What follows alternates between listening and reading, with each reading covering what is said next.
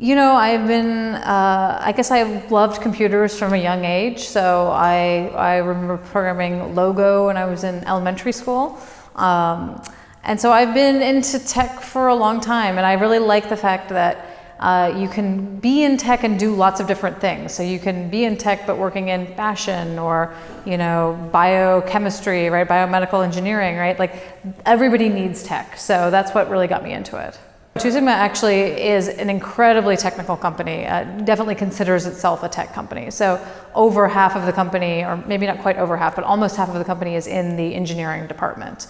So Two Sigma is a financial company, but it is very, very much successful because of technology. I think that if you are in a monolithic system, that you really have a hard time dynamically scaling even as a monolith. So like if you're in a monolithic system but you can add more servers easily and therefore get scaling in a horizontal fashion, then maybe like you don't need to go to a distributed architecture. But when you're in a monolithic system where it's really hard to have the right scaling characteristics across pieces of the system, I think at that point you may want to pull out the pieces that you need to scale more or less into services or some other kind of distributed architecture, just so that you can get those scaling advantages. I do think that you've got to be a little bit metrics driven. It's easy to overvalue people complaining to you and undervalue like the data that you actually have available, such as, look, how long does it take people to build features? How often are people on call? How many incidents are there a week? You know, if you've got more than 5 incidents a week going to someone who's in an on-call rotation, they're probably feeling it. It's probably actually not a great situation for them.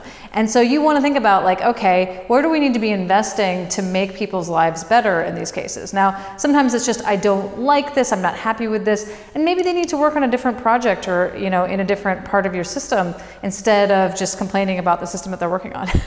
You know, I definitely think it's tough when people feel like they're stuck working on the old stuff and they never get to do the new cool stuff. You know, spending the time to celebrate the work that people are doing, and I think it can be very easy for companies to over-celebrate new things. They get really excited about like, oh, the new great thing is coming down and this team is working on the new great thing. And when you do that, you send a powerful message that only new is valued here. We don't value people who, you know, keep our existing things that are making us money now going. That being said, you also want the people that are working in the old systems to feel like they're doing generative work and not just support, right? So like, how are they getting to like do new things, learn new things, build new features? Are they able to do that? Or are they really just doing support? Because that can be really demotivating.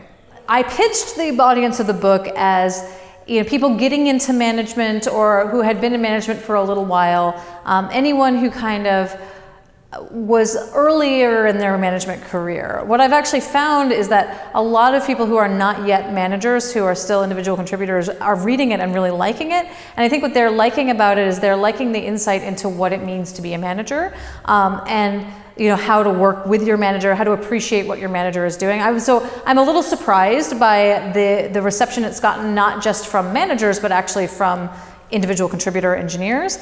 So I guess it has a pretty broad audience. And I think, you know, the knowledge is useful because even if you don't want to ever manage, you are still probably going to be a leader. And so sometimes some of these techniques are useful for leadership, even if they're not just related to people management. It's a hard question because, of course, I have many friends who have given talks. But, you know, I got to see a couple of talks on some big distributed databases.